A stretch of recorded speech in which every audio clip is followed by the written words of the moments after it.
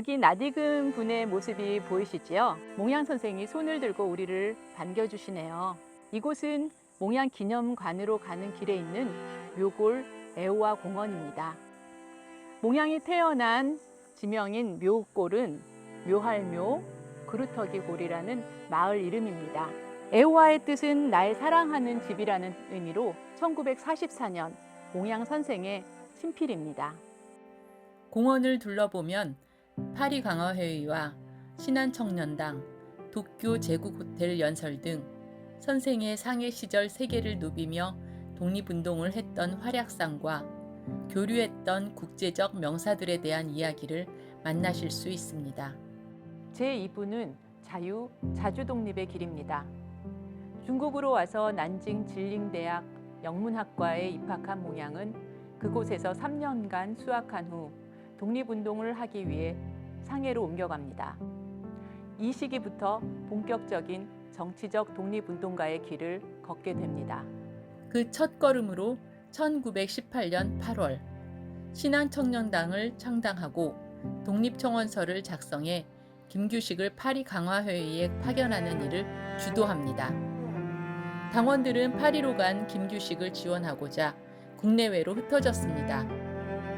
몽양의 평생 동지이자 버신 언론인 조동호가 상해에서 컨트롤타워 역할을 하고 파리의 여운홍, 도쿄의 조소왕과 장덕수, 서울, 부산, 평양 등지의 국내로는 김철, 김순애, 선우역, 그리고 여운형은 만주, 연해주를 거쳐 블라디보스토크까지 가서 동지들을 규합하고 자금을 조달하면서 민족적 권기를 촉구합니다.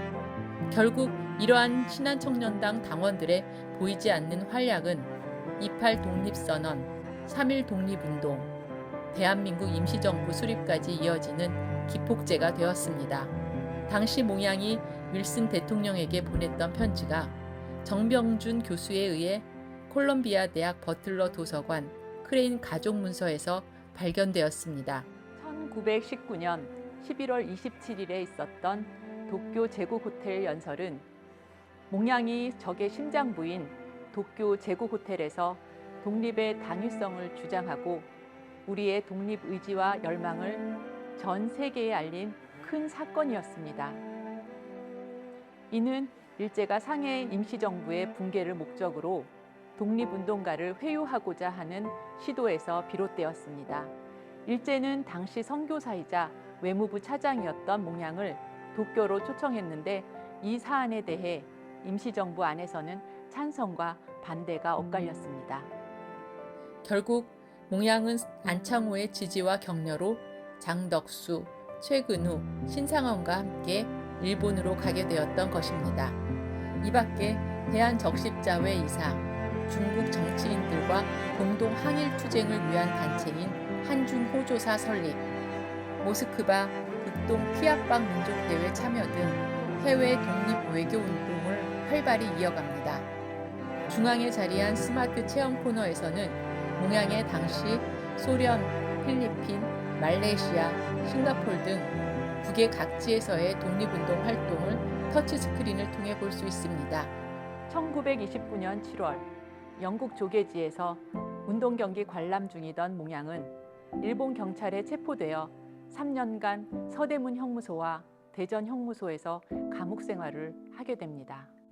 감옥 생활 중 5가지 병을 얻었는데 체포당하면서 한쪽 귀 고막이 터져 한쪽 청력을 잃었고, 감옥 생활 중 돌을 씹어 이가 부러지고 불면증, 신경통, 치질을 앓았다고 합니다. 감옥 생활 6개월 만에 체중은 80kg에서 60kg으로 줄고 머리는 백발이 되었다고 하니 독립운동가들이 얼마나 혹독한 감옥 생활을 했는지 짐작할 수 있습니다. 하지만 이런 시련은 결국 몽양이 국내 독립운동을 굳건히 지속할 수 있는 원동력이 되었습니다.